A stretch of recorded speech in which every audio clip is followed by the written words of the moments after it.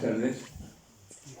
Abrimos la sesión pública de esta Real Academia de Medicina y Cirugía de Cádiz para desarrollar una mesa redonda.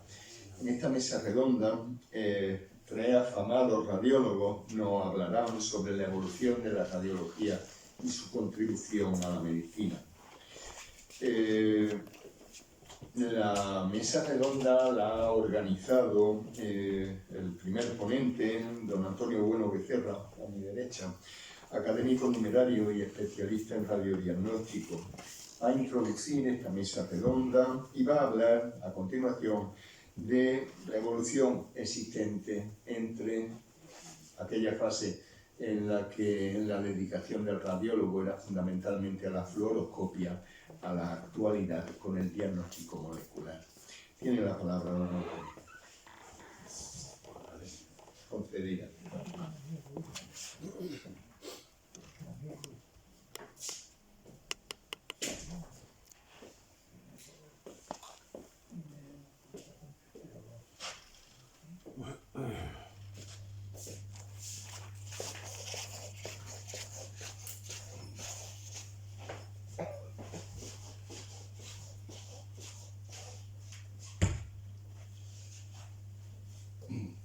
Excelentísimo señor presidente, ilustrísimos académicos numerarios, señores académicos correspondientes, señoras y señores, amigos todos. Cuando me propuse la organización de esta mesa de trabajo tenía dos objetivos fundamentales. Uno, divulgar la historia de la radiología como especialidad médica y, en segundo lugar, valorar tanto el estado actual de la misma como la repercusión que la inteligencia artificial tiene sobre ella y cómo ésta afectará a su futuro. Evidentemente eran muchos los flancos a tratar y para profundizar en ellos con solvencia necesitaba el apoyo de compañeros que, estando en ejercicio, observasen con sutileza la actualidad y conociesen el aspecto de la inteligencia artificial en profundidad. Para ello contamos esta tarde con dos profesionales que no nos van a defraudar. La doctora Cristina García Villar, directora de publicaciones de la Sociedad Española de Radiología Médica, y con el doctor Francisco Sendra Portero, profesor titular de Radiología y Medicina Física de la Universidad de Málaga. Ambas figuras destacadas en el ámbito nacional de nuestra especialidad y cuyo currículum y trayectoria son tan impactantes y brillante que por razones obvias me es imposible desgranar. La doctora García Villar desarrollará el presente de la imagen médica desde el punto de vista científico e innovador. Y por último, el doctor Sendra Portero nos dará una visión de la radiología en la era de la inteligencia artificial. Yo, por mi parte, comenzaré abordando la historia del radiodiagnóstico como especialidad médica en España bajo el título de la fluoroscopía a la imagen molecular, pretendiendo darles una perspectiva global de esta ciencia que ha cambiado de forma brutal el diagnóstico médico, tanto es así que hemos conseguido en poco más de una centuria fulminar los protocolos médicos existentes desde los tiempos de Galeno. Al principio este reto parecía fácil, al fin y al cabo era simplemente hablar de una profesión a la que he dedicado parte de mi vida. Sin embargo, enseguida me di cuenta de la dificultad de la descripción de los distintos avances tecnológicos que se han ido produciendo a lo largo de estos años con la recopilación documental del desarrollo de estas tecnologías como especialidad médica y académica. Y esto es fundamentalmente por dos motivos. El primero de ellos es porque convencionalmente se ha aceptado que el descubrimiento de los rayos X coincide con el nacimiento de la radiología como especialidad. Y esto yo no lo tengo tan claro, dado que al principio de sus descubrimientos, si bien tuvo mucho impacto mediático, fue como un invento mágico. Tanto es así que el mismo Thomas Edison, se había hecho con un aparato y lo exhibe en barracas de feria, sin llegar a vislumbrar el impacto real que este invento tendría para la medicina. Y el segundo motivo es porque el desarrollo de las especialidades médicas en España y en Europa en general a finales del siglo XIX no existían como tal, sino que el ejercicio de la medicina se realizaba de una forma integral, no existiendo especialidades médicas diferenciadas. Sea como fuese, no cabe la menor duda que esta aventura, que se inicia con el descubrimiento de los rayos X, abrió la puerta a otras tecnologías que se han ido sumando para formar un conjunto de técnicas electromagnéticas y radiofísicas que han llegado hasta nuestros días, constituyendo un poderoso arsenal que nos permite el diagnóstico de la mayor parte de los procesos patológicos. Como todo el mundo sabe, esta aventura se inicia de forma casual, digamos mágica, la noche del 8 de noviembre de 1895, cuando el profesor Röntgen realizaba experimentos dedicados a investigar el comportamiento de los rayos catódicos en tubos de descarga gaseosa. Esa tarde, tras conectar el tubo, descubrió que se iluminaba el cartón impregnado en platino cianuro de bario que se hallaba debajo de la puerta de su laboratorio, no estando al alcance de los rayos emitidos debajo de la puerta. Röntgen reconoció de inmediato que se había topado con algo totalmente nuevo. Entre los puntos fundamentales de este hallazgo estaba que estos rayos podían penetrar casi todo, incluida la mano de su esposa, pero no los huesos, que dejaban una sombra sobre una placa fotosensible. Röntgen apunta todas estas experiencias concienzudamente y el 28 de diciembre de 1895 entregó en la Academia Médica de Ciencias de Friburgo un manuscrito con sus investigaciones con el título Sobre un nuevo tipo de radiaciones. El invento tuvo una rápida repercusión en la prensa local e internacional, ya que permitía ver los huesos humanos a modo de fotografía, y esto era de tal novedad que incluso se utilizó como reclamo publicitario para ver la calidad de las manufacturas de la época, incluso como espectáculo y curiosidad mágica, como hemos comentado al principio. No obstante, al margen de estas nimiedades y vulgarizaciones, la comunidad intelectual y científica de la época se dio cuenta enseguida de su trascendencia.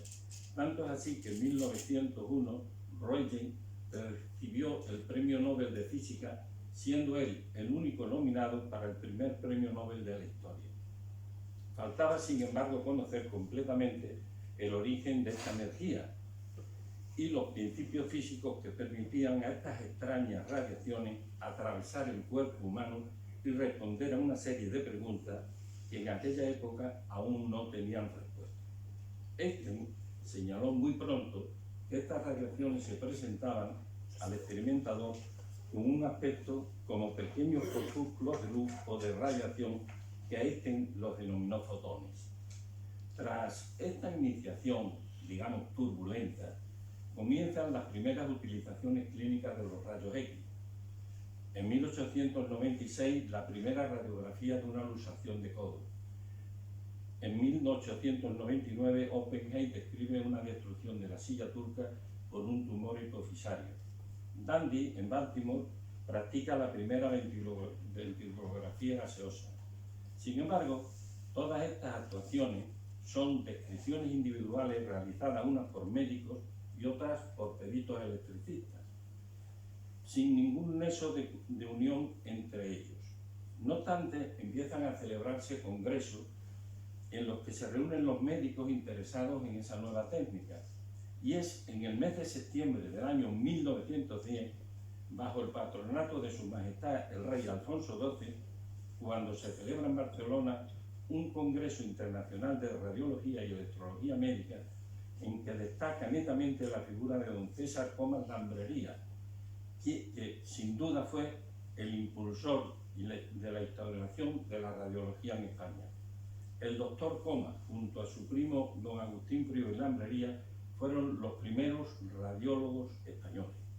He aquí dos joyas de los primeros tiempos de la radiología, una radiografía de antebrazo y un informe manuscrito de los doctores Comas y Prior, firmados ambos el 11 de enero de 1900, que no tiene desperdicio, tanto por su contenido como el lenguaje castellano que está redactado no solo en el informe, sino hasta el propio membrete.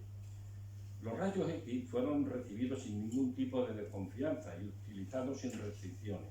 Esta amplia difusión hizo que las lesiones que se produjeron por los rayos X fueran prácticamente de inmediato. Y los investigadores no estaban seguros de cuál era la causa de los incidentes cutáneos que se observaban, que ellos llamaban golpes de sol o insolaciones eléctricas. Pero todo este conjunto de efectos secundarios ocasionó radiodermitis y carcinomas que ocasionaron la muerte de muchos radiólogos de esta época, que muchos la han llamado heroica. La revista Educación Médica publicó un artículo en el año 2017, Historia de la Formación Sanitaria Especializada en España y sus claves docentes. Apoyándome en ella y en un trabajo del doctor Luna Fantoni, vamos a desgranar los comienzos y evolución de la formación radiológica. Como dijimos inicialmente, a finales del siglo XIX y principios del siglo XX, las especialidades médicas no estaban regladas. Existían unos cursos de especialización tras la licenciatura de medicina ligadas a la universidad.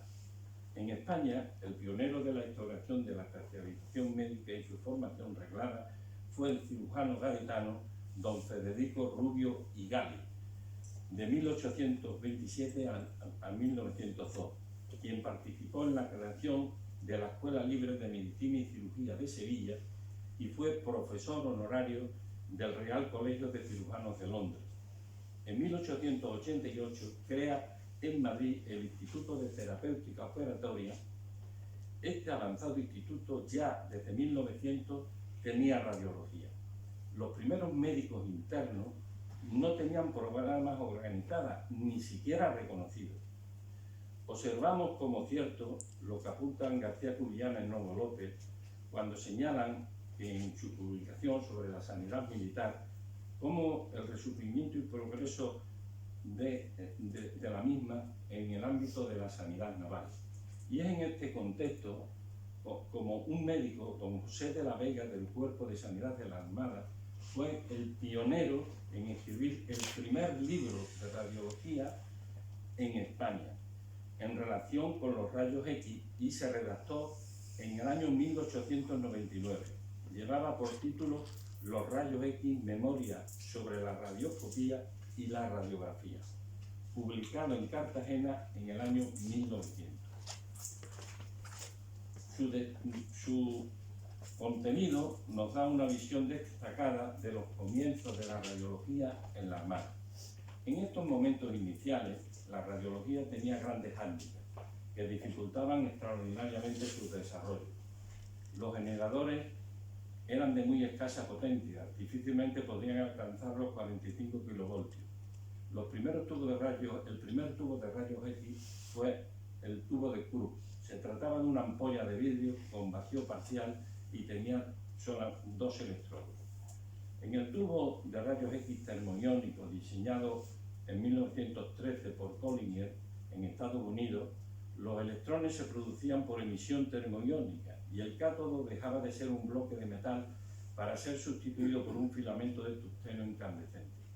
Este filamento emitía electrones que son atraídos hacia el ánodo.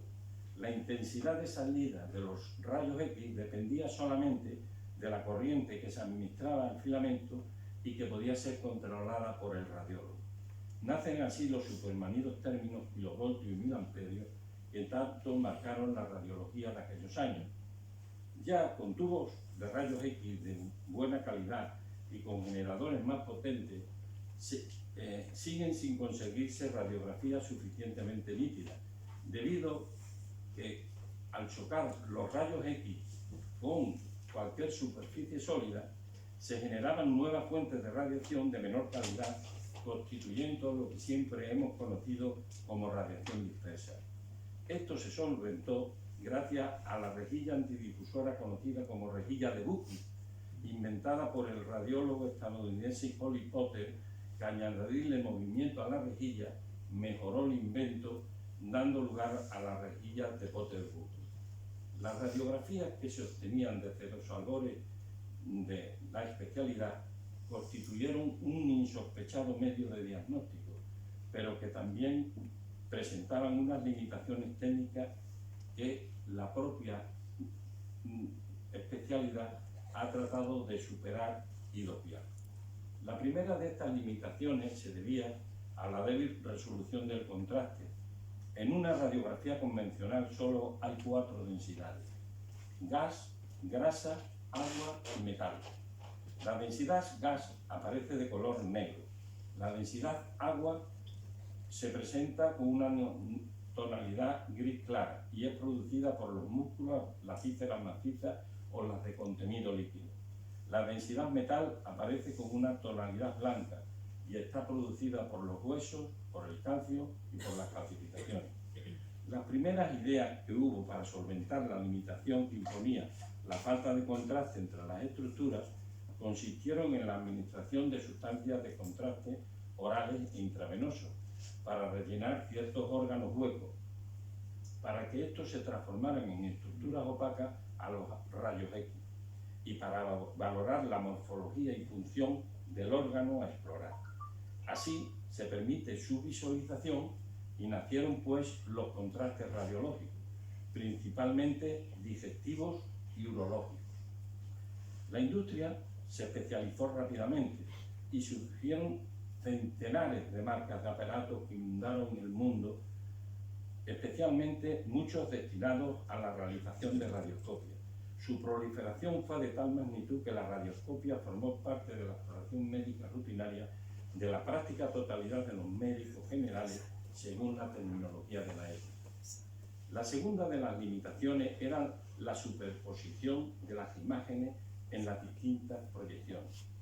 La radiología es una representación de un plano bidimensional de un cuerpo que posee 3 dimensiones.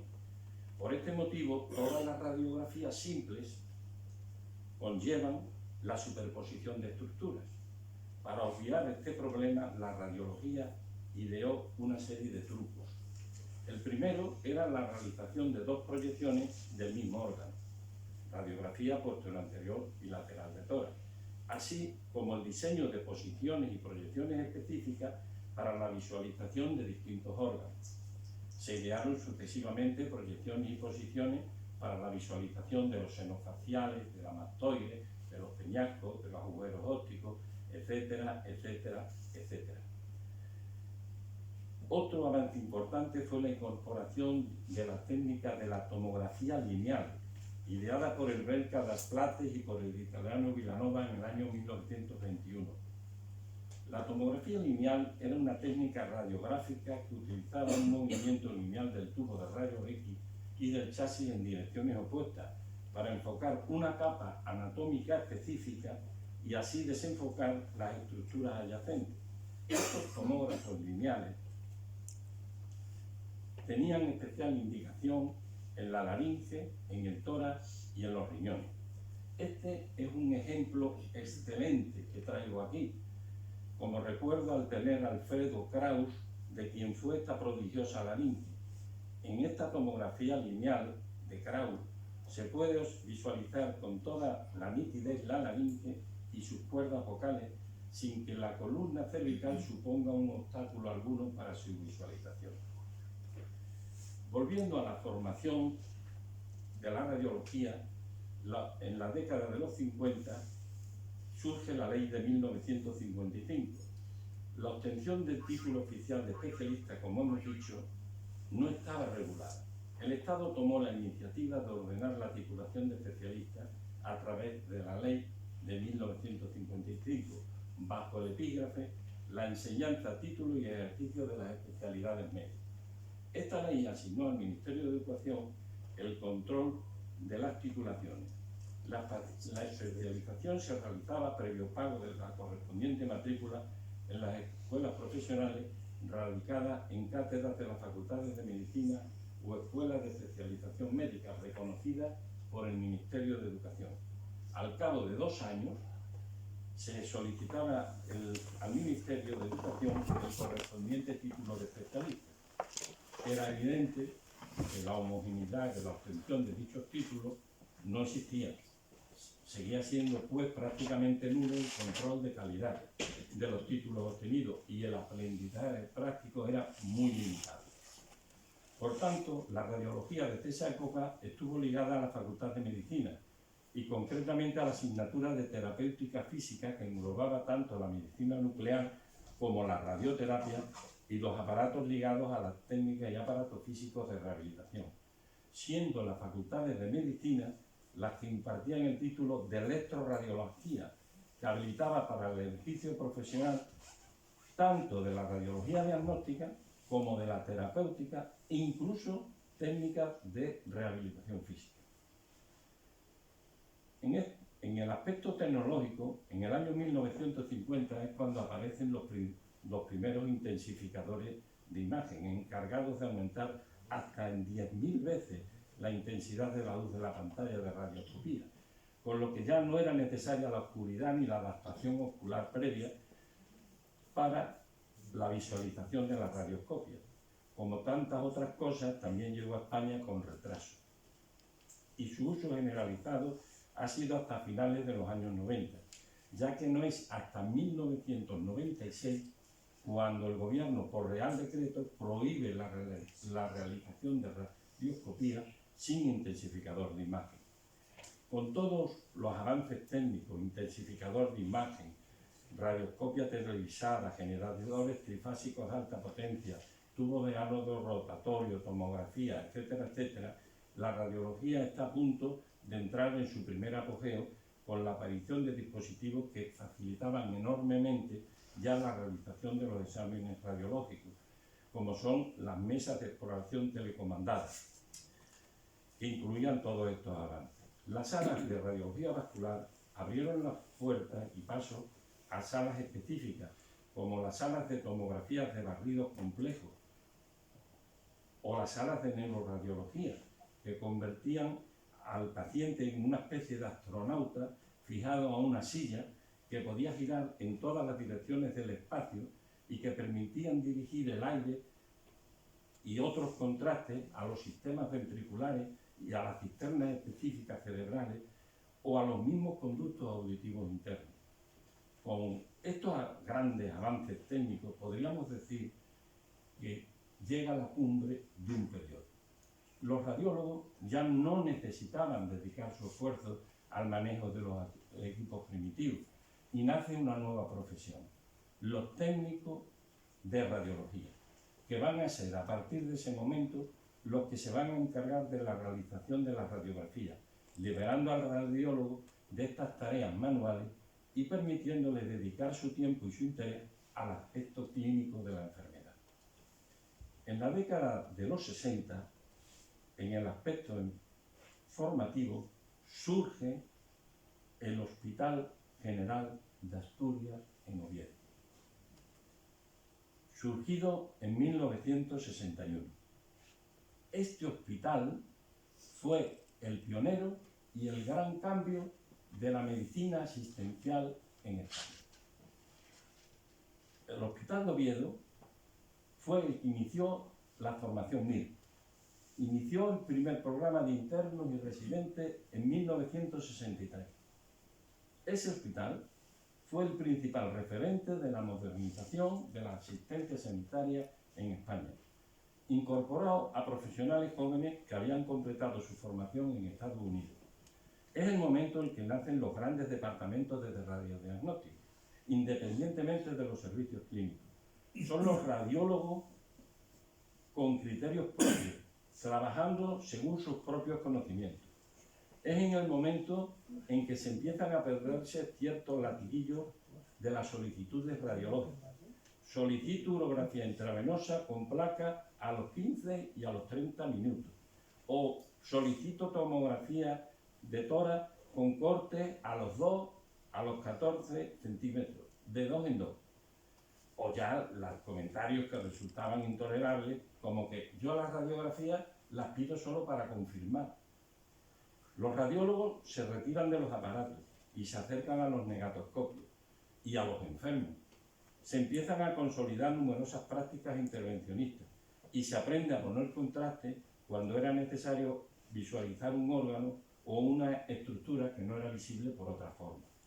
Es el momento que aparecen técnicas como la mamografía.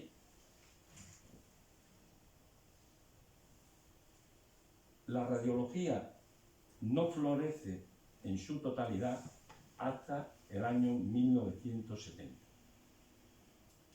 ya que la radiología, tanto como del punto de vista técnico como del punto de vista científico, como ya he descrito en otras ocasiones, se desarrolló gracias a los americanos. Ellos fueron los que se dieron cuenta enseguida de su potencial, y mientras que en Europa la radiología se desarrolló como una técnica instrumental al servicio de los médicos clínicos, en Estados Unidos se constituyó como una especialidad independiente de la medicina clínica, creando el Colegio de Radiólogos, la ACR, fundado nada menos que en el año 1923. Los radiólogos americanos comenzaron a identificar las enfermedades basándose no en la clínica, sino solamente por la imagen radiológica que estas enfermedades producían. Y fueron los artífices de la creación de un lenguaje simbólico y de unos signos radiológicos que permitían leer la radiografía de una forma científica y con una clara correlación anatomoradiológica. Y en este sentido, Robert Fraser, Benjamin Felson se les consideran los mejores radiólogos de todos los tiempos en patología torácica. Alexander Margulis, líder visionario de la radiología abdominal a nivel mundial. Citaremos también a John Caffrey, que fue el primer impulsor de la radiología pediátrica. Y en España, la radiología se desarrolló gracias a un grupo de radiólogos que bebieron en las fuentes de los servicios radiológicos de Cincinnati, Filadelfia y Chicago, y fueron la locomotora que trajo el cambio a la especialidad. Quizás el más significativo sea César Sánchez Álvarez Pedrosa, que después de haber realizado su residencia en Filadelfia, vino como radiólogo al ya citado Hospital General de Asturias, desde donde saltó al Hospital Clínico de Madrid, fundando una gran escuela de radiología de la que proceden un gran número de radiólogos españoles. A César Pedrosa, como se le conoce profesionalmente, se debe quizás la más importante obra de radiodiagnóstico en lengua española. En Andalucía, el impulsor de este cambio fue el radiólogo sevillano Francisco Campoy Vidal, al que tuve la suerte de conocer y asistir a algunas de sus sesiones clínicas. El doctor Campoy catapultó el nivel de la radiología andaluza. Él se formó en Filadelfia y dejó huella en todos los radiólogos andaluces de mi generación. De esta época de transición no quiero dejar de resaltar las figuras de don Manuel Jiménez Cisneros, radiólogo que me precedió en esta real institución, y de don Antonio Navarro Graciani, ambos pilares fundamentales de la radiología gaditana de esta época de transición. Cuando a mediados de los años 70 de la pasada centuria irrumpió la ecografía como técnica de imagen basada en la utilización de ultrasonido, se produjo otro cambio radical en el manejo de alguna patología. En primer lugar, porque por primera vez disponíamos de una imagen basada en un método que no utilizaba radiación ionizante, siendo por tanto inocua para los pacientes. Y en segundo lugar, porque se proyectaba como una técnica complementaria ya a los rayos X, especialmente en la mama, en el abdomen, en partes blandas como la piel o estructuras musculares, permitiéndonos visualizar todas estas estructuras en su integridad. Por primera vez pudimos visualizar la vesícula biliar sin contraste radiológico, el páncreas, el tiroides, y este cambio lógicamente afectó al manejo de la patología de estos órganos y tejidos. Al doctor Stendersen debemos la utilización del ultrasonido Doppler para el diagnóstico de las enfermedades vasculares. Parece mentira que algo tan ajeno a la medicina como fue el fenómeno social de los Beatles tuviese una enorme repercusión en el desarrollo de la radiología. En el año 1962 aparece el disco Love Me Too de los Beatles, grupo musical por entonces desconocido, y su inesperado éxito hizo posible que la casa discográfica EMI, para mitigar el pago de sus impuestos a Hacienda, pues convocara un premio, y la beca de ayuda de la investigación recayó en Hanfield. Hanfield, utilizado el trabajo de coma, se embarcó en un proyecto que consistía en localizar las estructuras internas utilizando los rayos X. De este proyecto surgió la tomografía axial computarizada, el TAC como lo conocemos hoy en día. Los primeros TAC fueron propiedad de la discográfica EMI. En el año 1970 se lleva a cabo la primera exploración en vivo, y en el año 1973, en el Congreso Internacional de Radiología que se celebra en Madrid, se realiza la presentación mundial de esta tecnología. La primera unidad de TAC se instaló en España en el año 1976. La tomografía computada introduce el gran cambio de la imagen radiológica, ya que puede medir la atenuación o la absorción del haz de rayo cuando pasa a través de las secciones del cuerpo, y lo hace desde cientos de diferentes ángulos, siendo pues una imagen por primera vez digitalizada. El paradigma fue comprender que al escanear un objeto desde muchos ángulos es posible extraer toda la información contenida en él, y aparece por primera vez los conceptos matriz, píxel, voxel, espesor de corte, así como el acceso a nuevos procesos patológicos, como las lesiones cerebrales, a las que anteriormente no se podía visualizar. Se acabaron pues las superposiciones de los órganos, ni la falta de resolución de contraste, ya que a partir de ese momento todos los órganos pasaban a ser visibles, incluso el cerebro, que hasta entonces era invisible. No es exageración decir que en el diagnóstico por imagen hay un antes y un después desde la aparición de la tomografía computada. En la actualidad, los nuevos TAC multiformes son equipos en los que existen múltiples coronas de detectoras que actúan simultáneamente con un solo barrido que dura medio segundo. Es capaz de adquirir toda la información de un volumen en la que cabe todo el corazón. El TAC abre la puerta de la entrada a los ordenadores, y los ordenadores vuelven a cambiar la forma de hacer radiodiagnóstico. En la década de los años 80 se consolida el sistema iniciado ya en el Hospital de Asturias, y se crea por decreto de 1978 el sistema LIMS, un año de internado rotatorio y toda la residencia era al principio. Después, últimamente, ha quedado en 4 años la mayoría de las especialidades. Es en 1984 cuando se crea el título de especialista en radiodiagnóstico, desglosándose el antiguo título de resto de radiología que vimos en radiodiagnóstico, oncología radioterápica y medicina nuclear. A principios de los años 80 surge la resonancia magnética. Las principales ventajas de la resonancia magnética son múltiples.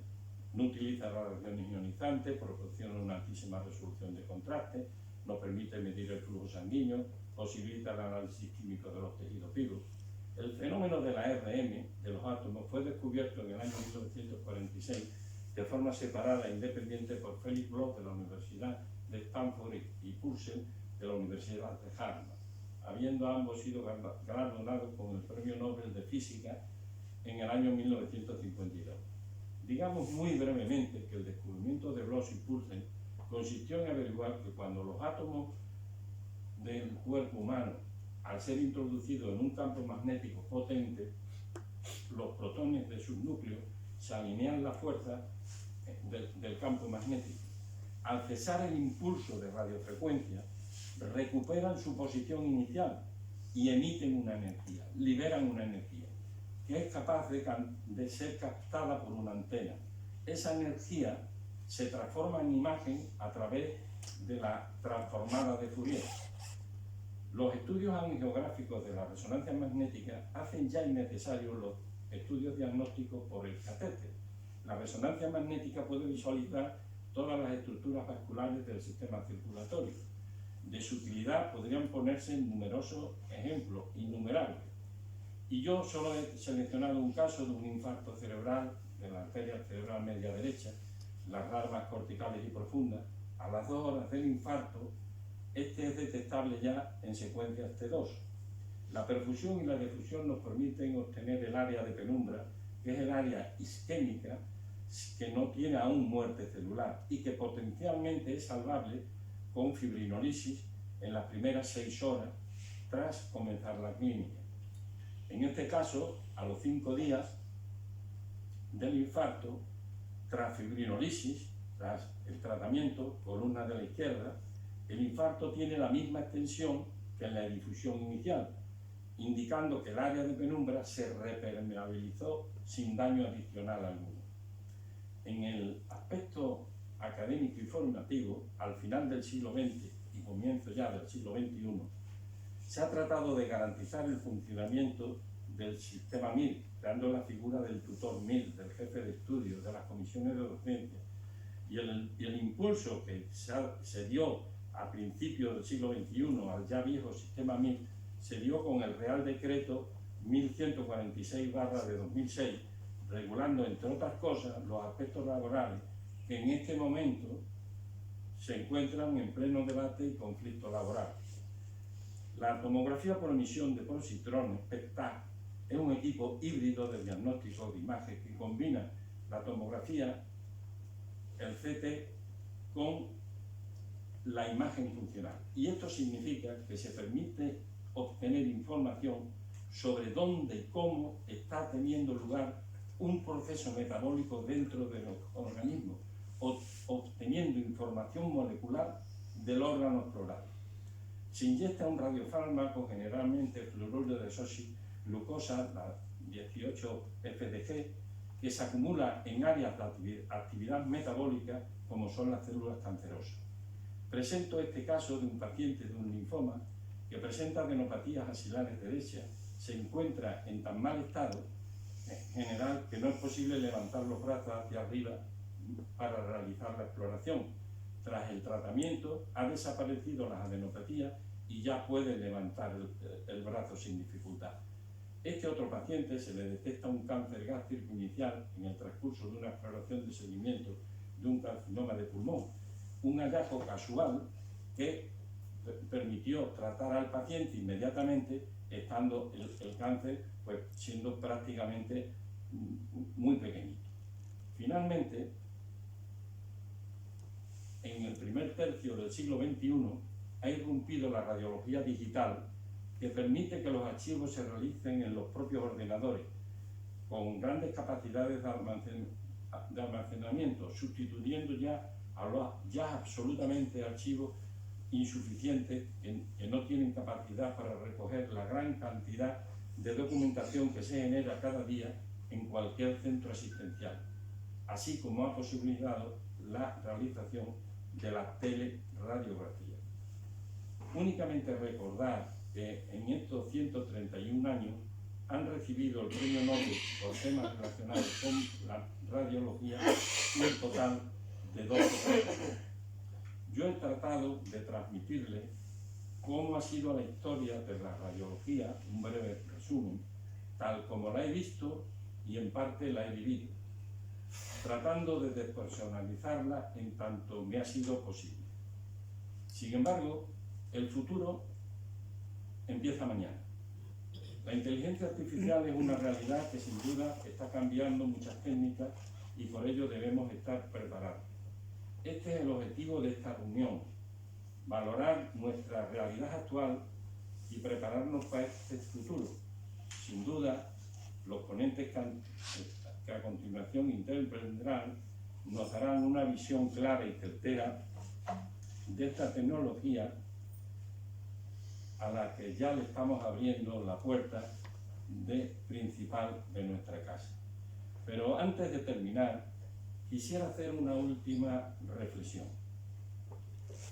La tecnificación extrema del diagnóstico médico impide con frecuencia que entre el médico y el paciente se establezca un contacto suficientemente humano.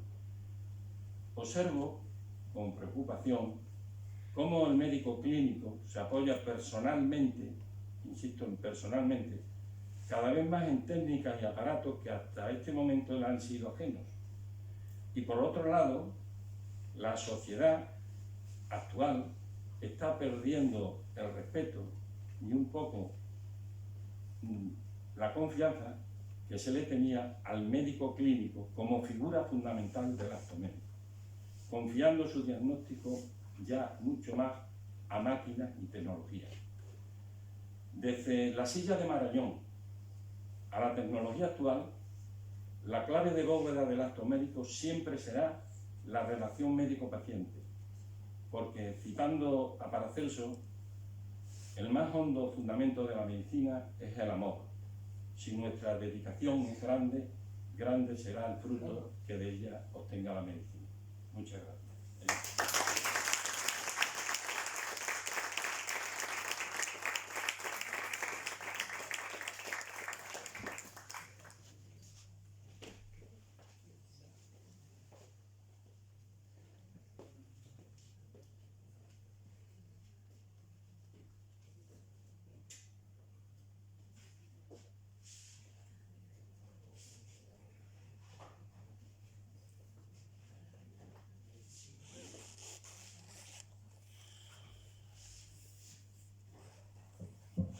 Tiene la palabra a continuación doña Cristina García Villar, especialista en radiología del Hospital Universitario Puerta del Mar de Cádiz y editora jefa de la revista Radiología de la Sociedad Española de Radiología Médica.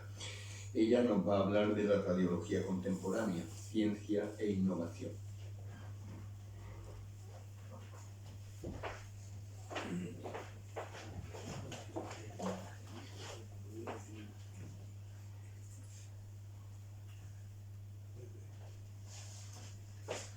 Con la venia. Bueno, lo primero agradecer al doctor Bueno la invitación a formar parte de esta mesa. Me hizo muchísima ilusión que me considerara relevante en el campo como para ocupar esta posición. Y bueno, como me han presentado, actualmente hasta la semana que viene soy directora de publicaciones de mi sociedad científica y editora jefe, en el descuento casi, y editora jefe de la revista Radiología, que ahí sí lo voy a prolongar un poquito más. Bueno, cuando el doctor Bueno me invitó, me dijo, yo quiero que tú hables de un poco de cómo está el tema de la investigación en radiología. Digo, bueno, pero ¿cómo está actualmente o qué podemos hacer? No sé, confío plenamente en ti, entonces espero cumplir las expectativas. Y bueno, por situarme un poco, quería empezar con esta diapositiva, ¿no?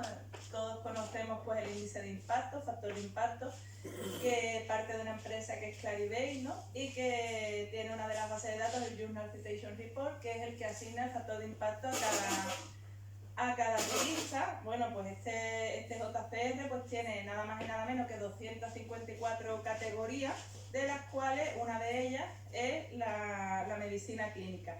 Y dentro de esta categoría de medicina clínica pues hay 59 categorías más, una de las cuales es radiología. Entonces ocupamos un pequeñito lugar del universo de la investigación, de las publicaciones, pero no por ello menos importante, ¿no? Emulando la portada de este libro de Christopher Potter, de Usted está aquí, ocupa un pequeño parte del universo, está la investigación, y aquí es un área pequeña, como acabo de comentar, diagnóstico por imagen, pero en mi opinión, por supuesto, es imprescindible, ¿no? Que estamos aquí para reivindicar un poco nuestra especialidad.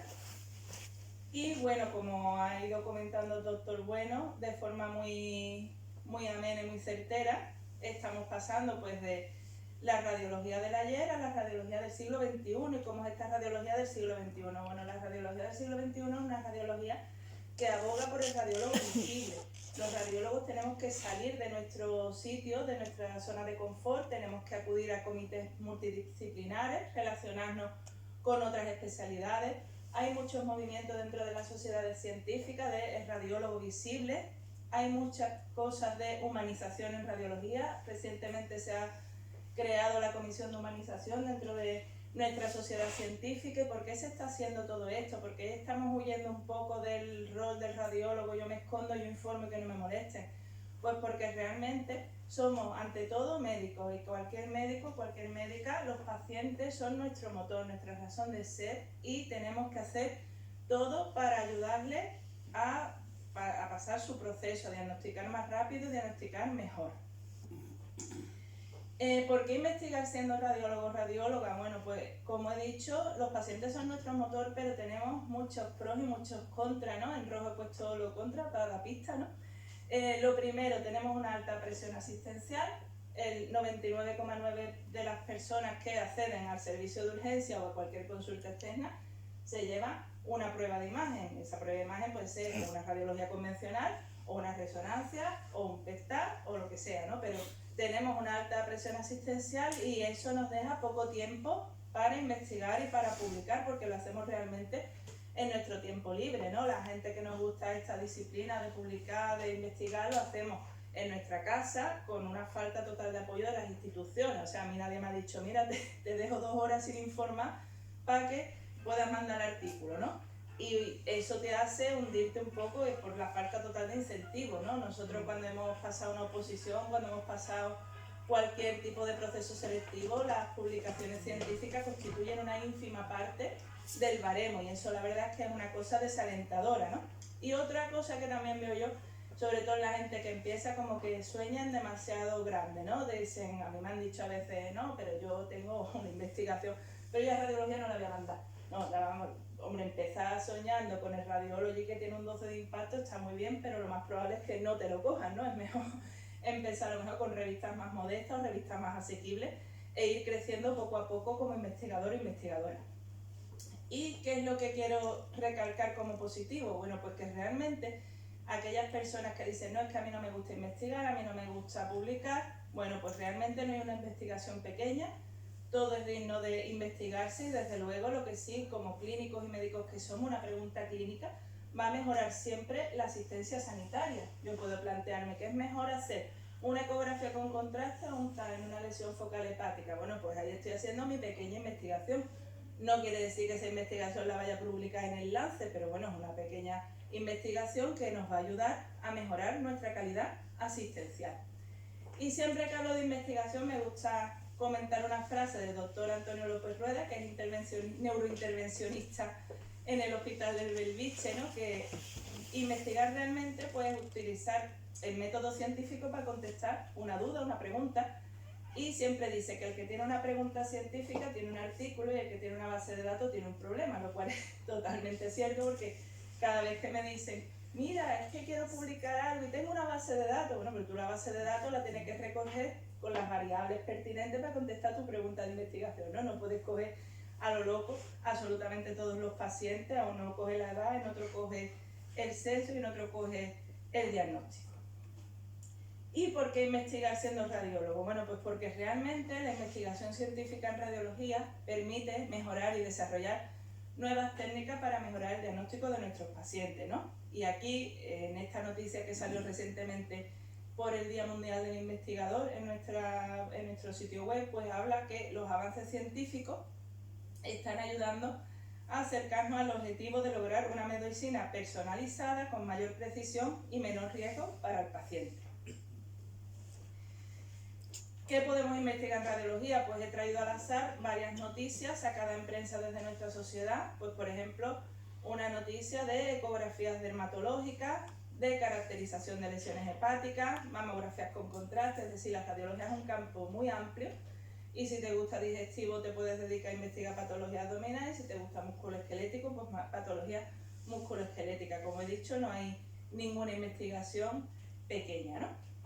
¿Y en qué foros podemos investigar? Bueno, pues tenemos, por ejemplo, trabajo fin de grado, tesis, debemos los radiólogos y radiólogas ser líderes de la evolución tecnológica, podemos incluso participar en investigación experimental, investigación clínica, desarrollando o colaborando con proyectos de investigación, ensayos clínicos y, por supuesto, siendo autores de publicaciones secundarias, que son el máximo nivel de evidencia que existe, ¿no? Como revisiones sistemáticas, metaanálisis, consenso, guías de práctica clínica.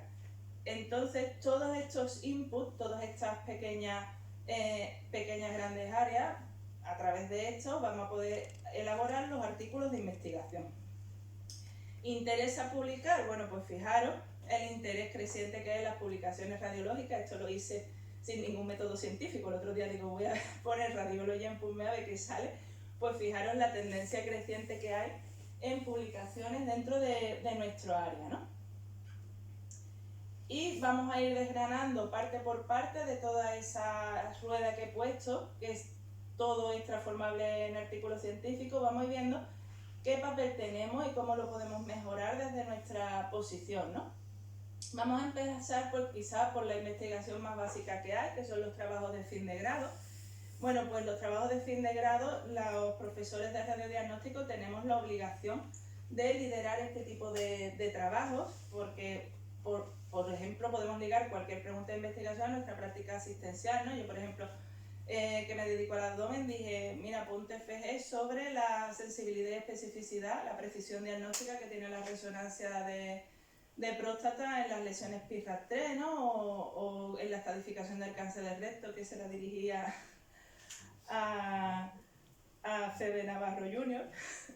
Entonces, bueno, cualquier análisis de nuestra actividad puede llevar a un trabajo de fin de grado. ¿Y cómo estamos haciendo los trabajos de fin de grado? Bueno, los trabajos de fin de grado se publicó recientemente una serie sobre radiología y pregrado en la revista Radiología que lideró el doctor Sendra, que está aquí presente. Y precisamente uno de los artículos analizaba la situación en España, de los cuales es autor, de los TFG en radiología. Bueno, pues se analizaron 42 facultades y solo la mitad tenían trabajos del área de conocimiento de radiología, es decir, es un 50% por el que tenemos que luchar, ¿no? No solo es quejarnos de hay que ver que no cuentan con nosotros por publicar, ¿no? Nosotros también tenemos que dar un paso adelante para ver cómo podemos mejorar en el mundo de las publicaciones.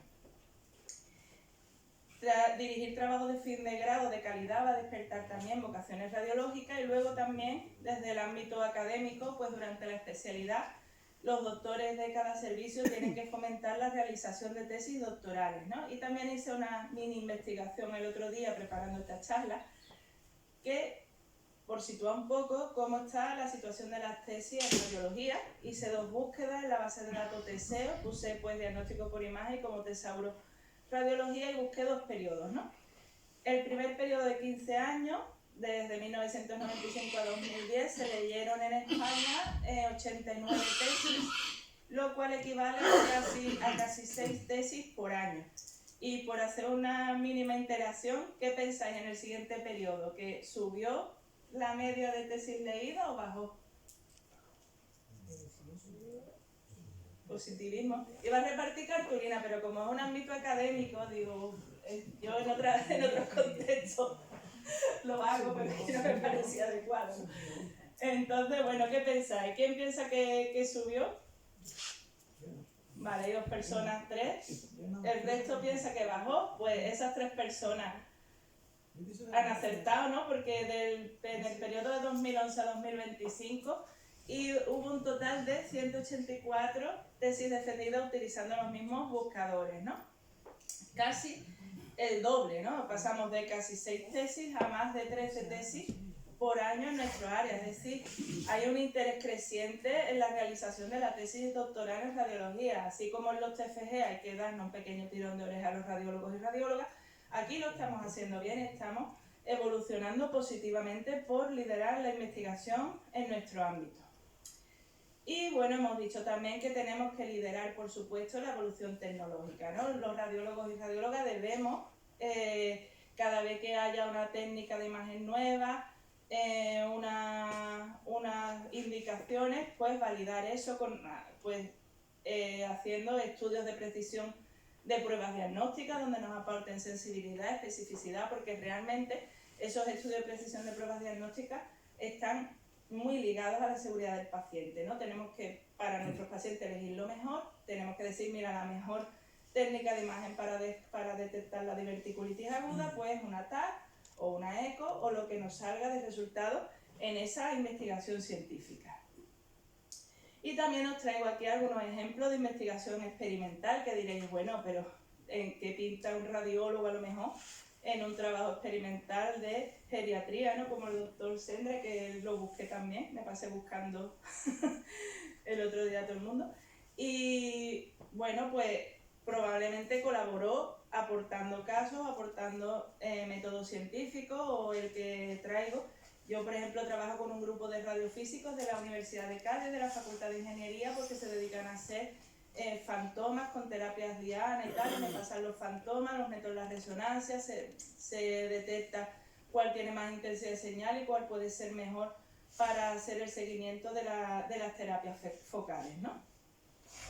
También encontramos muchos proyectos de investigación liderados por nosotros, como aquí el doctor Arana, pues que se planteó un estudio colaborativo con radioterapeutas, con traumatólogos para estudiar las fracturas patológicas, y en este caso, fijaos que no se publicó en revistas de radiodiagnóstico, pero el primer autor sí que era radiólogo, ¿no? Y al revés, muchas veces hay proyectos de investigación en marcha que cuentan con nosotros, como este liderado por un hematólogo de Murcia, que quería saber los riesgos trombóticos asociados a la agenesia de vena cava. Bueno, pues contó con muchos radiólogos a nivel nacional y le fuimos suministrando todos los casos que fuimos encontrando en nuestros hospitales, y ellos ya pues procedieron al análisis de muestras para detectar estos riesgos trombóticos.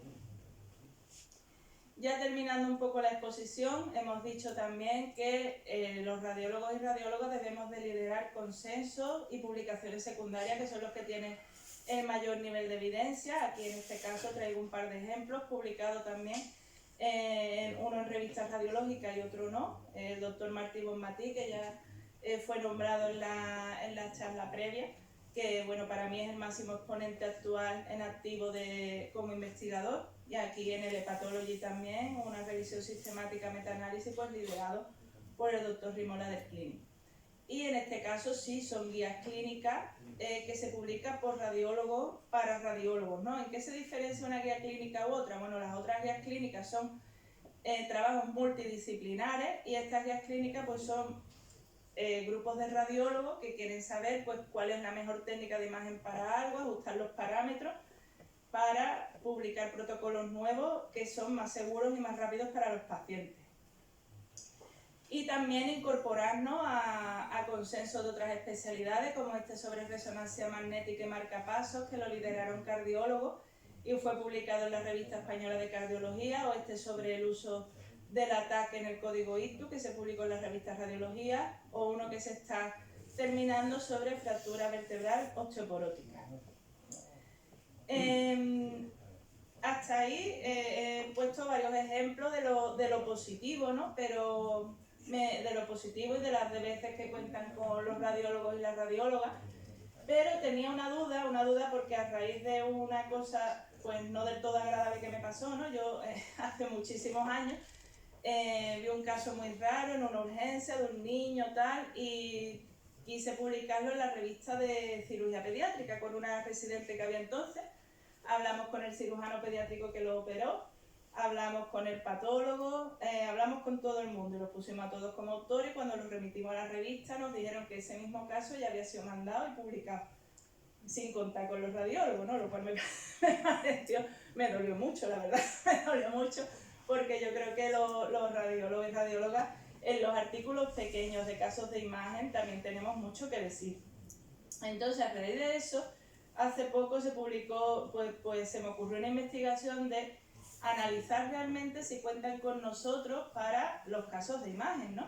La imagen es esencial en nuestra especialidad, y muchas veces, pues en la mayoría de las revistas españolas, en casi todas las revistas, hay una sección pequeñita de casos en imagen o diagnóstico, o como la quieran llamar, pues con una imagen radiológica. A veces una imagen pues que no es radiológica, ¿no? A lo mejor un electrocardiograma o una imagen dermatológica, pero bueno, hay una alta proporción de imágenes radiológicas en esos artículos. Y planteé con otras compañeras una investigación sobre un análisis a ver qué es lo que estaba pasando, en cuántas se cuentan con nosotros y cuántas no, ¿no? Analizamos solo revistas españolas, pues con un factor de impacto superior a 1, un poco porque estuvieran bien posicionadas en su campo, y analizamos los casos que se publicaron durante un año, que hubo 259. Y hicimos un Shell, ¿no?, que valoraba distintos aspectos, por ejemplo, cómo es la calidad de la imagen, si un ítem que teníamos que a lo mejor os sorprende era si la imagen se correspondía realmente a esa técnica de imagen, porque había una alta proporción de casos que a lo mejor ponía TAC, coronal, no sé qué, y era una resonancia, tal cual os lo digo, ¿no? Entonces, bueno, pasamos ese checklist de calidad de imagen y clasificamos las imágenes en calidad alta, intermedia y baja. Hicimos un interobservador también. Y bueno, solo el 22% de casos habían contado con la presencia de radiólogo o de un especialista en imagen, ¿no? O sea, radiólogo, radióloga o médico nuclear. Y la puntuación media de esos casos que habían contado con un especialista en imagen pues era 9,7 puntos, mientras que las que no contaban con nosotros pues era 5,9 puntos. Es decir, nosotros tenemos que reivindicar también en esos pequeños artículos nuestra posición. A mí muchas veces me han venido en una guardia y me han dicho, oye, ¿te importa grabarme en un pen que tengo un póster de no sé qué? Yo digo que no. ¿Por qué? Vamos a ver. Digo que no porque es verdad que a esta altura de mi vida el ISE está en un póster de la especialidad que sea, no me va a aportar absolutamente nada. Pero no me parece bien que nosotros estemos postprocesando, poniendo flechitas, haciendo imágenes, dando el diagnóstico y esa persona diga, dame un pen y dame la foto que voy a ponerlo en un póster. No me gusta. A mí personalmente no me gusta, no sé a los demás. Y lo mismo pasa con las publicaciones, ¿no? Es verdad que, bueno, cuando empiezan los residentes, oye, me gustaría publicar algo, no le voy a decir, mira, sí, vamos a diseñar un ensayo clínico, porque eso es bastante disuasorio en los primeros años. ¿Qué le digo que haga? Pues mira, una carta científica o habla con otra especialidad del caso este, y nos encontramos muchas veces de ir a hablar con otras especialidades y decir, oye, mira, que vamos a publicar casos, no, ese yo ya lo mandé a la revista y eso no puede ser, esa sinergia hay que invertirla, ¿no? Hablando de evolución, pues también he querido traer unos datos en cuanto a género, porque, bueno, en mi sociedad científica he sido la primera mujer editora jefe, he sido la primera mujer directora de publicaciones y la verdad es que hay muy pocas mujeres con cargos de responsabilidad en las publicaciones científicas. Y hicimos también un trabajo que publicamos en radiología.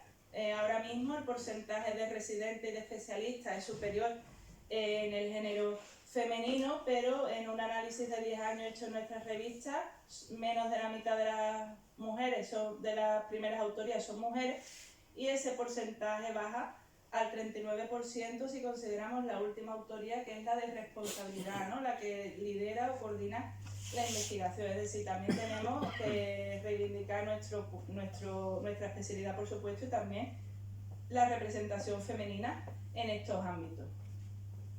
Y como conclusión a esta exposición, bueno, pues que los radiólogos y radiólogas tenemos un papel crucial en todo tipo de investigación. Tenemos que reivindicar nuestro papel formando parte de los equipos multidisciplinares y desde luego nos queda mucho por recorrer, ¿no? Nos debemos de reivindicar como especialistas de imagen desde esos TFG, desde esa medicina pregrado. Muchísimas gracias por su atención.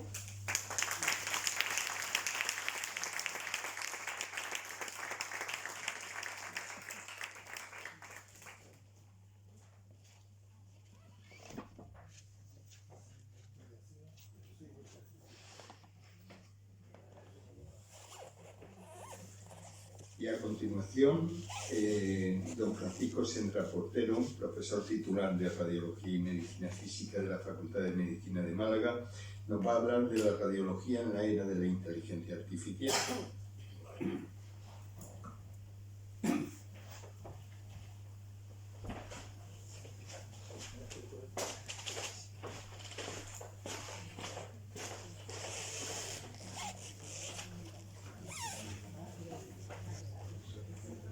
Excelentísimo señor presidente de la Real Academia de Medicina de Cádiz, muchísimos miembros y de la Real Academia, compañeros, señoras y señores.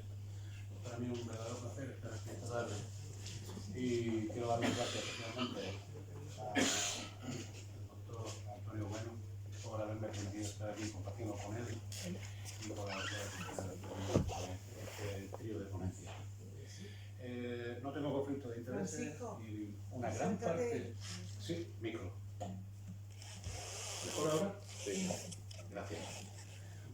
parte de las imágenes que van a ver están generadas por inteligencia artificial, incluyendo esta de la bahía de Cádiz, de la playa de la Caleta.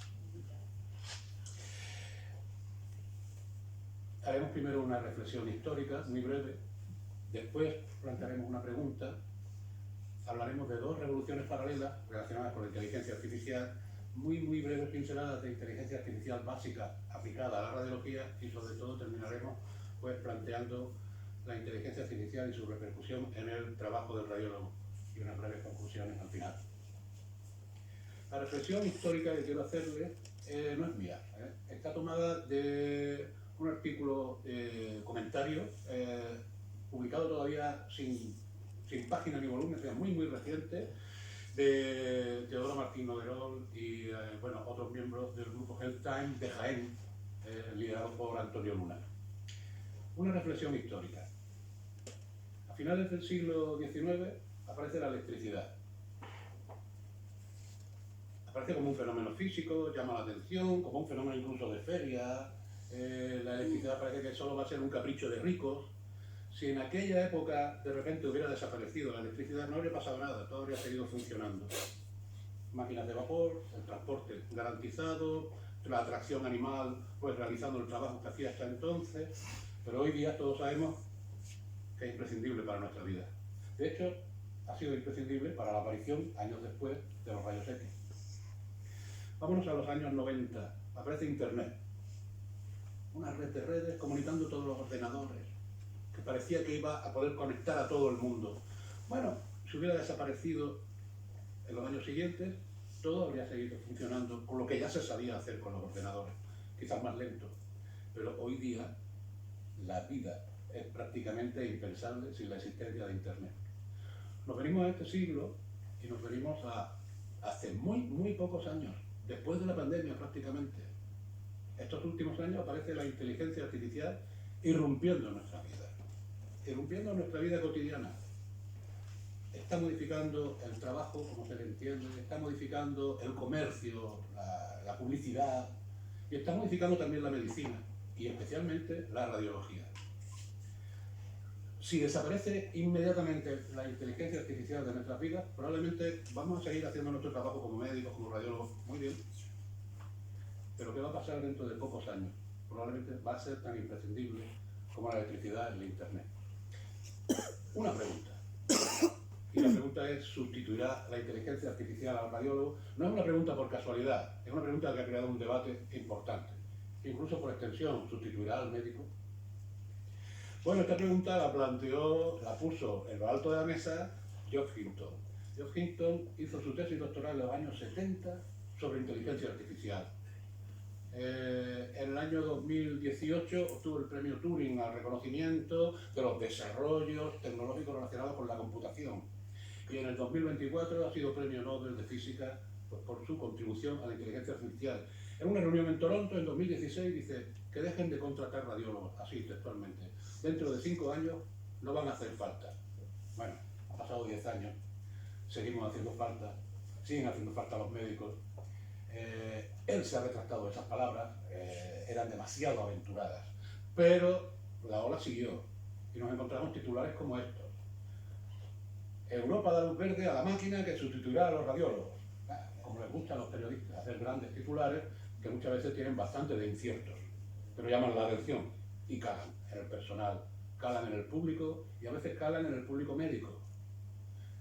Si uno bucea dentro de la noticia, pues se da cuenta que está diciendo que, bueno, que realmente lo que va a aparecer necesita la supervisión de los médicos, que está ahí para ayudarle, que dudan incluso de que vaya a sustituir a los médicos, pero ahí está el titular. Bueno, recientemente pues tenemos residentes de radiodiagnóstico que están apareciendo en las redes justamente desde su perspectiva, del que empieza en la radiología diciendo todo lo contrario. Estamos viviendo esto y la inteligencia artificial nos va a dar muchísimas posibilidades. Aquí tenemos a Sofía, residente de Valladolid, si mal no recuerdo, con su cuenta en YouTube. Y aquí tenemos a Clemente García, residente del Morales Meseguer de Murcia, bueno, pues escribiendo en un artículo en Educación Médica, en una entrevista, diciendo que su percepción es totalmente distinta, que nos va a dar muchísimas capacidades, pero el daño de los grandes titulares está ahí. La pregunta sobrevuela, ¿va a sustituir al médico? ¿Va a sustituir a los radiólogos?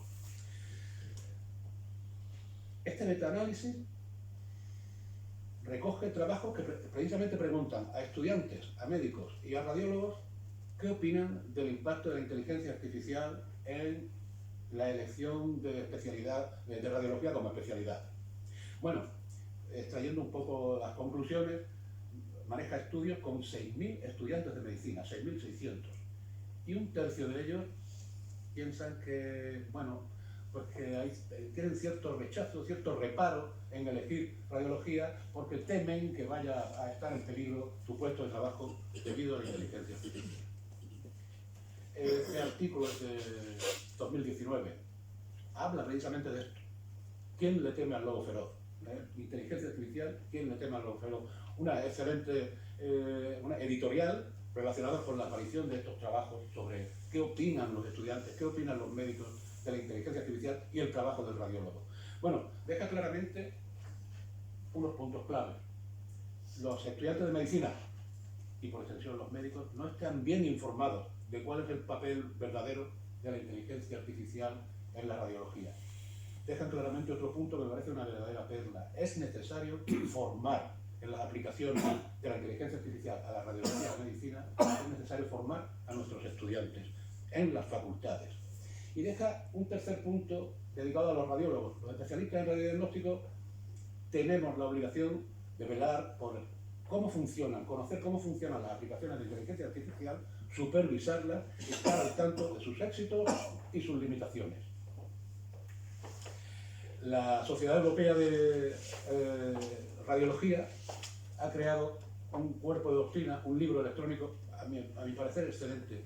Es sobre toda la radiología a nivel de pregrado, tema por tema, 29 temas, ustedes lo tienen ahí disponibles. Solo hay que meter Modern eBook, Modern Radiology eBook, les va a aparecer el acceso, 29 temas, y entre ellos un tema relacionado con inteligencia artificial en radiología. Recientemente estos capítulos están siendo los 29, todos ellos, incluido este, traducidos al español. Con lo cual, bueno, pues uno tiene ahí, si en algún momento se pregunta qué deberían saber los estudiantes, qué debería saber un médico, pues tiene aspectos básicos tecnológicos muy bien traídos, muy bien engarzados, como para saber de qué tenemos que aprender, básicamente. Bueno, les quería hablar de dos revoluciones paralelas. Una, la revolución de la inteligencia artificial, vamos a llamarla, me permito llamarla, diagnóstica, que ayuda al diagnóstico, y otra, la inteligencia artificial generativa.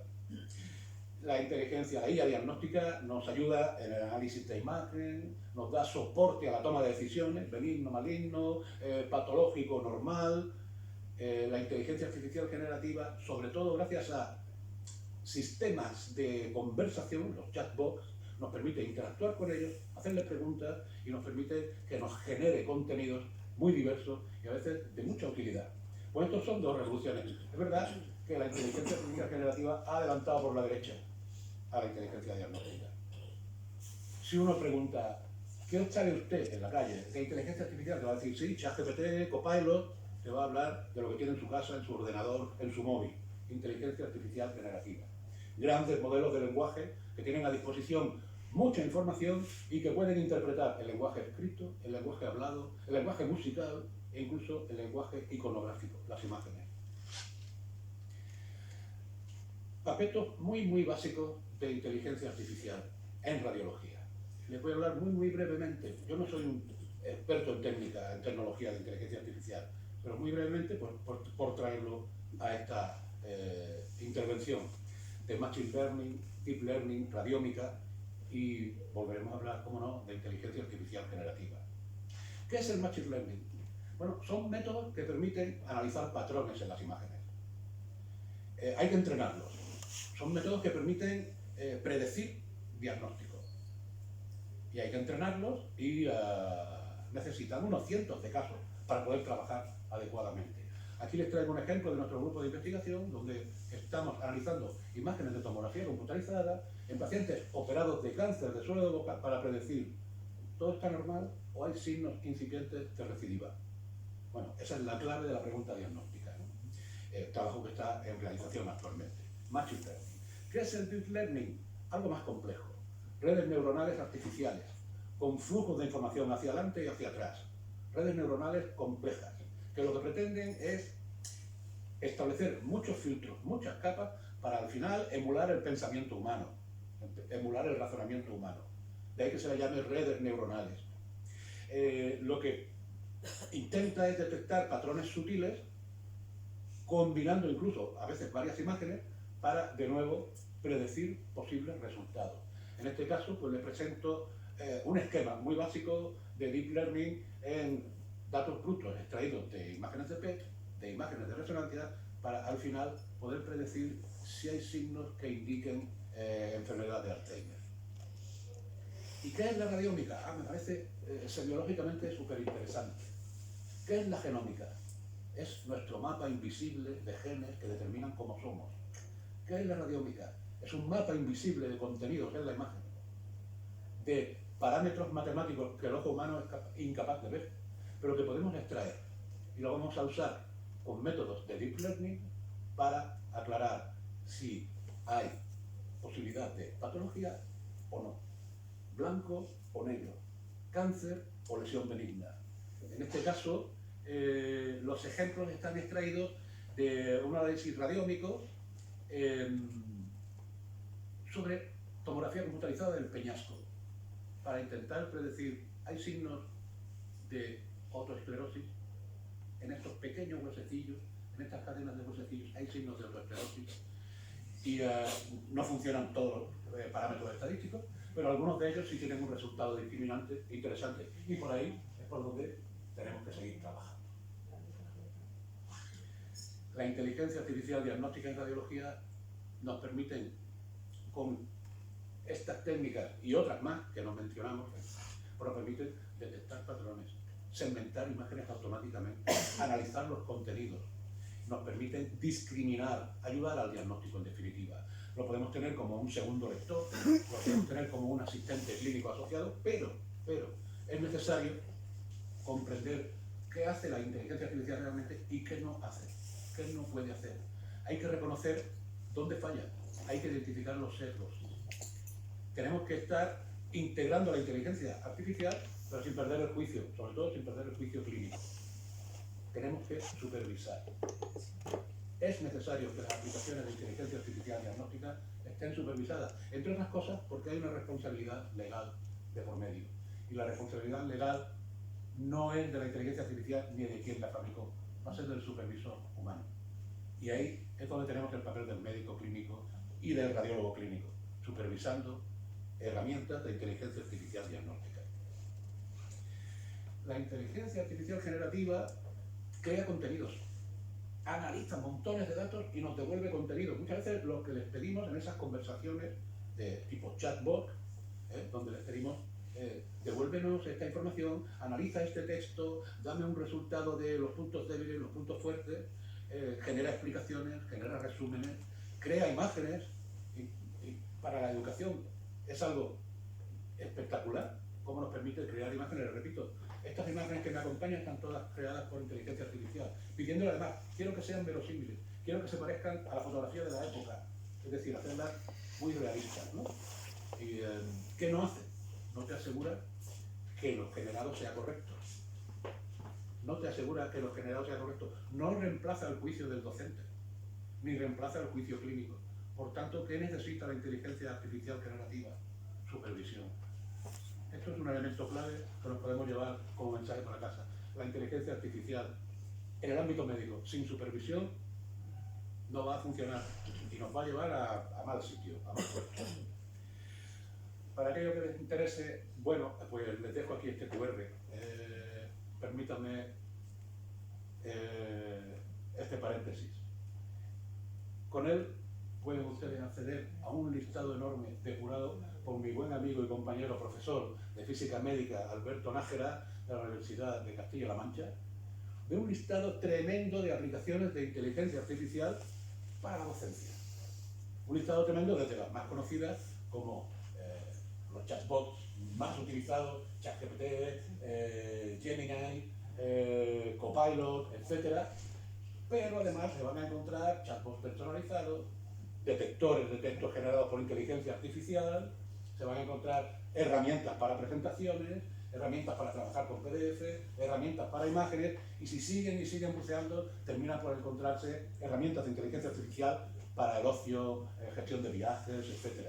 Bueno, es algo que me consta que él está depurando día a día y creo que, bueno, pues puede ser interesante para algunos de los asistentes tenerlo en cuenta. Tengo todo su permiso para ponerlo en público.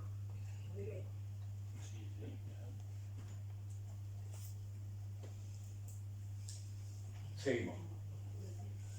La siguiente parte, la inteligencia artificial en el trabajo del radiólogo.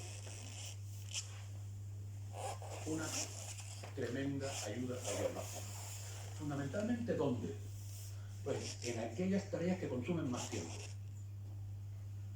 Actualmente, en muchas ocasiones, los radiólogos nos vemos en la tarea, a veces del trabajo de chino, de medir volúmenes, contar lesiones, para confirmar, ¿está respondiendo al tratamiento? Sí, cuánto, parcialmente, en qué porcentaje está respondiendo al tratamiento de este paciente. Contar metástasis tumorales, contar metástasis en un pulmón, o fuera del área oncológica, contar lesiones brillantes en la sustancia blanca en pacientes con esclerosis múltiple. ¿Han disminuido las lesiones? ¿Son las mismas? ¿En qué porcentaje han disminuido? ¿Cuánto eficaz está siendo la terapia? Bueno, todo esto lo puede hacer automáticamente la inteligencia artificial, liberando de una carga de trabajo tremenda al radiólogo. Segmentar lesiones. De esto saben mucho nuestros compañeros, los oncólogos radioterapeutas. Una gran parte de su trabajo tradicional es segmentar qué es un tumor en este corte, en el siguiente, en el siguiente, en el siguiente. ¿Cuál es el área de seguridad del tumor? ¿Cuáles son los órganos críticos? Pues para los trabajos de inteligencia artificial lo mismo. Tenemos una tarea tremenda que requiere que el radiólogo, que es el experto en la imagen, delimite volúmenes. Y eso es un consumo de tiempo no pagado. Al final de la sesión hablaremos de eso. Un consumo de tiempo tremendo. Segmentación automática. De repente, si la inteligencia artificial nos puede segmentar automáticamente las lesiones de un TAC de abdomen, y tú solo tienes que validar y decir, aquí te has equivocado, y abre un poquito, 2 milímetros. Tu trabajo se ha reducido de un montón de horas a menos de 2 minutos. Y eso es, el tiempo de un médico es muy valioso. Por tanto, es una ayuda tremenda. ¿Dónde puede ayudar la inteligencia artificial? En los cuellos de botella. En aquellos sitios donde se agolpan los estudios y cuesta trabajo sacarlos. La radiografía de tórax en urgencias. Si tenemos un sistema fiable que nos dice, con el 100% de fiabilidad, imagen normal, imagen patológica, acabamos de ahorrar más del 80%, del 90% de prestar atención a esas imágenes. ¿Dónde hay un cuello de botella? Los programas de cribado poblacional del cáncer de mama. Para incrementar la detección de cáncer en un 15%, utilizamos un segundo radiólogo. No hay radiólogos, pero utilizamos un segundo radiólogo que tiene que estar entrenado en la radiología de la mama. Bueno, ¿qué es lo que está aportando los sistemas de inteligencia artificial en mamografía? Un segundo lector. Con lo cual acabas de liberar del trabajo al radiólogo. Y si ese 15%, 15, 18, 20% de cánceres más detectados te los aporta la inteligencia artificial, acabas de liberar a un radiólogo para que realice un trabajo que es muy necesario en otros ámbitos, o duplicar el potencial de radiólogos dedicados al cribado poblacional del cáncer de mama. La inteligencia artificial en el trabajo del radiólogo. La inteligencia artificial generativa tiene también su papel.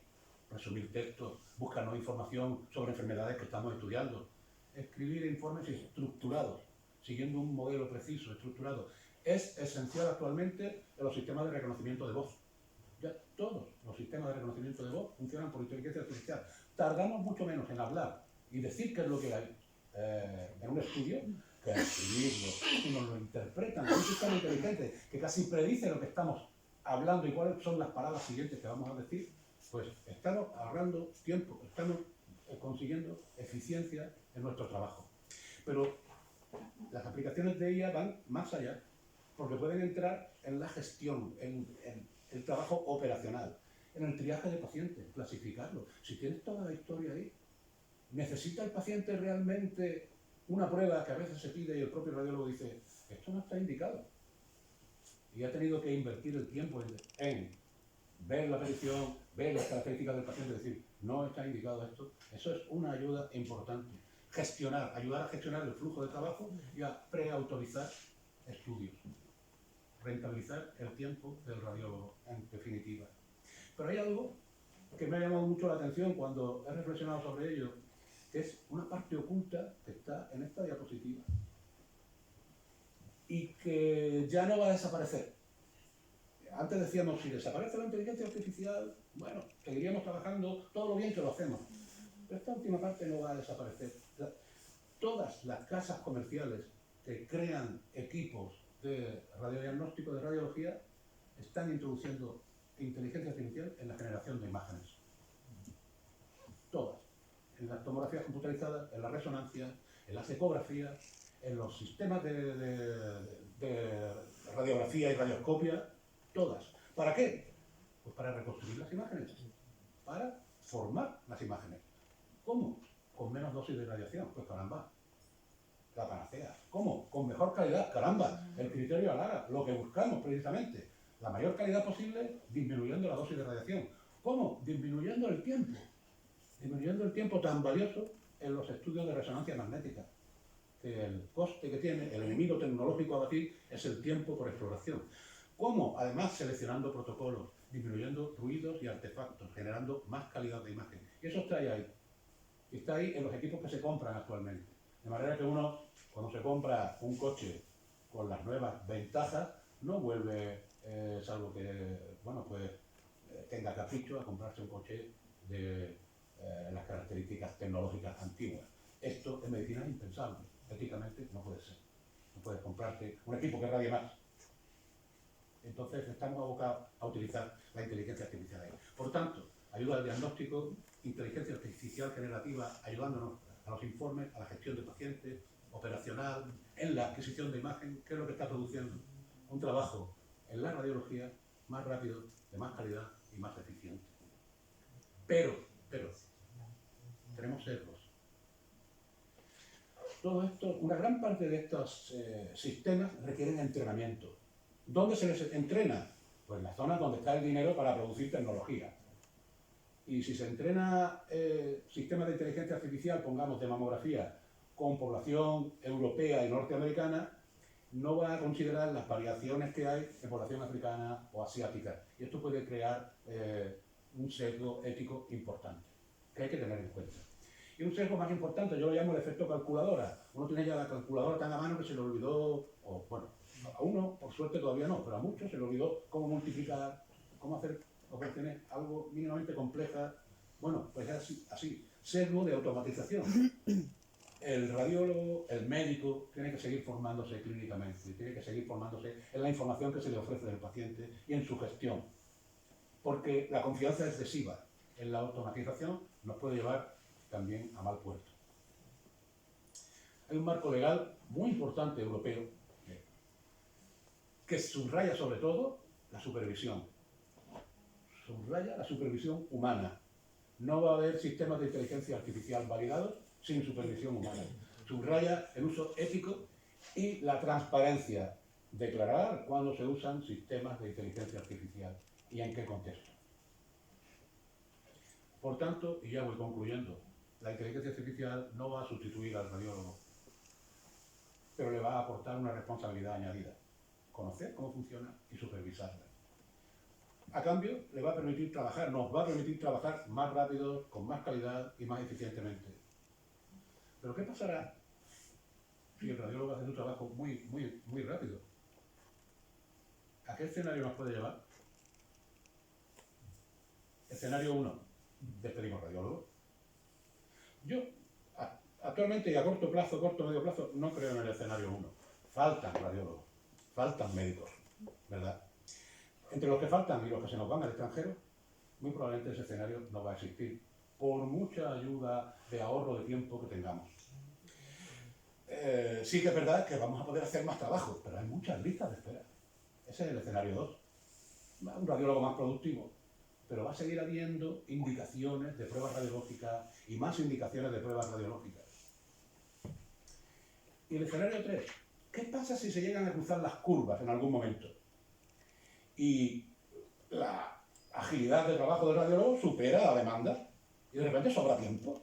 Caramba, en lugar de despedir radiólogos, me permito hacer un paréntesis. Vivimos en un país y empato con la comunicación anterior, con la ponencia anterior, vivimos en un país donde en medicina, en muchísimas ocasiones, se investiga en tu casa, por las tardes, el fin de semana y en vacaciones. Bueno, si tenemos más tiempo de radiólogo y más tiempo de médico, pongamos al radiólogo y al médico a investigar en su horario laboral. Caramba, es un escenario muy deseable por todos, el número 3, ¿verdad? Así que, ya concluyo.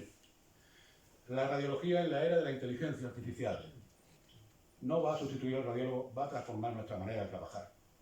Va a ser imprescindible la supervisión humana para permitir una radiología más rápida, más eficiente y de mayor calidad. Nada más, muchas gracias.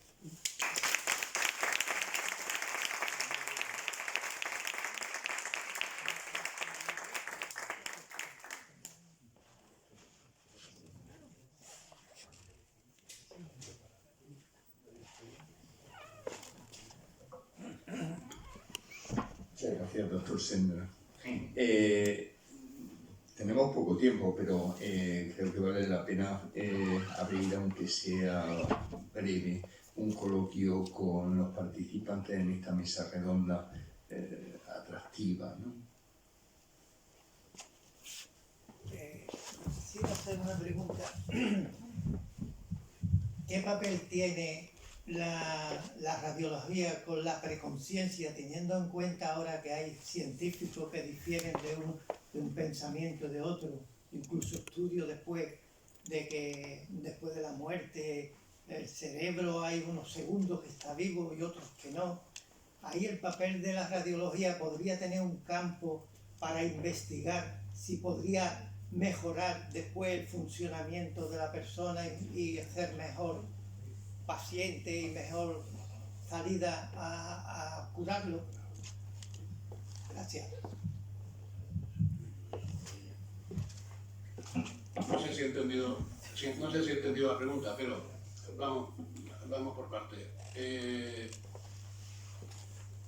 Existen técnicas actuales que permiten estudiar la actividad neuronal más allá de la imagen morfológica. Estoy pensando en la resonancia magnética funcional, por ejemplo. No conozco que haya estudios relacionados con etapas perimortem y ver exactamente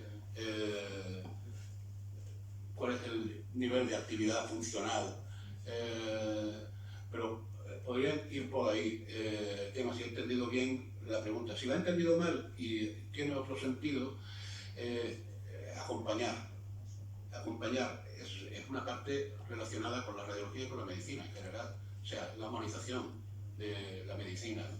Y creo que ahí, no solo nuestra especialidad, todos tenemos que estar especialmente sensibles en que las personas hagan el tránsito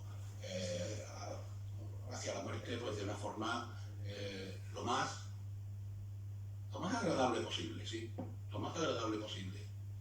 Y nuestro papel está también ahí, en acompañar cuando informamos a familiares, en humanizar nuestro contacto como médicos clínicos que somos, humanizarlo también, igual que hacen otros especialistas, igual que hacen a veces pues, los compañeros especialistas en la observación en urgencias, cuando tienen que dar una noticia nefasta, muchas veces después de haber visto nuestro informe que les dice claramente, oye, la situación efectivamente es catastrófica. Sí, creo que debemos ir, como he aportado antes la doctora Cristina García Villar, a una radiología más humanizada, igual que en general una medicina más humanizada, también en ese punto. Doctora Rodríguez Sánchez. Muchas gracias. Brevemente, bueno, felicitar a nuestros compañeros por la organización de la mesa redonda y felicitar a los ponentes.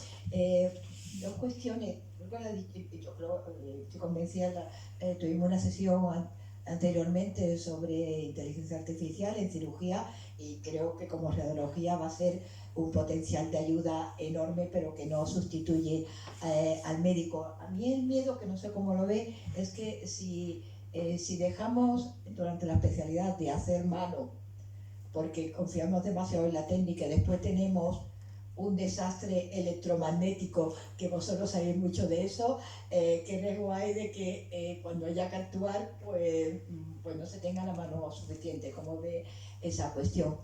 Y felicitar también a la doctora García Villar, porque el tema de iniciar la investigación, yo creo que en clínica es fundamental, sobre todo en medicina, que nos estamos quedando sin profesores titulares y sin catedráticos vinculados. Entonces estimular me parece importantísimo.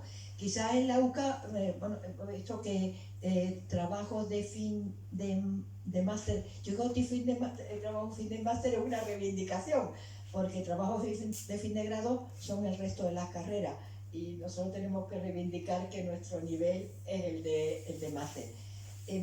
Quizás que pone muchas dificultades a los chavales para hacer trabajos de TFM en clínica. Entonces, mientras que ellos están pensando en el MIR, si le ponen dificultades para hacer un TFM en el hospital de muchos tipos, pues hacen una revisión aquí y se acabó. No sé cómo se podría intentar estimular a los estudiantes para que hagan trabajos de fin de carrera clínicos. Gracias. Pues, muchas gracias. A ver, en el tema de radiología, yo creo que en el caso de nuestra área no está bien posicionada la radiología dentro del grado de medicina, ¿no? Porque se da en tercero de medicina. Yo a veces tengo que explicar los signos radiológicos de la cirrosis hepática cuando el estudiante no ha dado digestivo.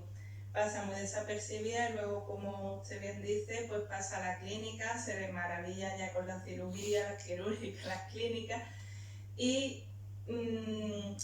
radiología queda un poquito relegada. Es verdad que es una especialidad muy desconocida, porque de hecho la mayoría de las personas que repetimos en MIR, que yo soy médico de familia también, se decanta por radiología o por anestesia precisamente un poco por eso.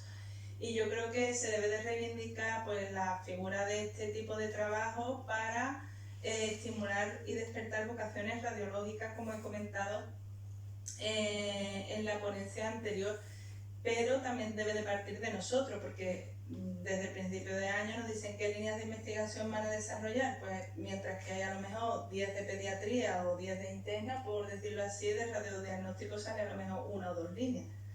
O sea que también en ese punto de todo el repaso, de todo el itinerario de investigación que he hecho de los radiólogos y radiólogas, yo creo que es donde más tenemos que insistir también por nuestra parte, ¿no?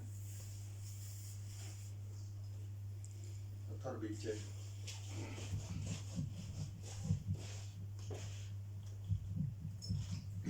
Quisiera felicitar a la mesa y a su organizador, el doctor Bueno, y a todos los ponentes, porque han hecho una cosa que, como decía don Pedro Laín Entralgo, no se conoce de verdad una ciencia si su conocimiento no es histórico a la vez de actual. Yo creo que esta ponencia lo ha hecho. En cuanto a la inteligencia artificial, queramos o no queramos, la inteligencia artificial va a estar en muchas especialidades. Voy a poner una, que es la que me compete a mí, que es la anatomía patológica. La anatomía patológica, yo me acuerdo, hemos hecho el diagnóstico, hemos hecho la famosa morfometría, la cuantificación de la cromatina nuclear, también se hacía, y hoy los microscopios están desapareciendo, están las pantallas y están el auxilio diagnóstico de la inteligencia artificial.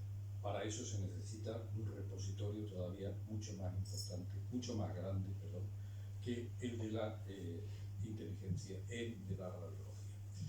No hace mucho tiempo, viendo estos temas, había un artículo muy interesante, no recuerdo ahora el autor, sobre la radiología, que decía: la inteligencia artificial no va a eliminar a los radiólogos, pero los radiólogos que no hagan inteligencia artificial van a ser eliminados.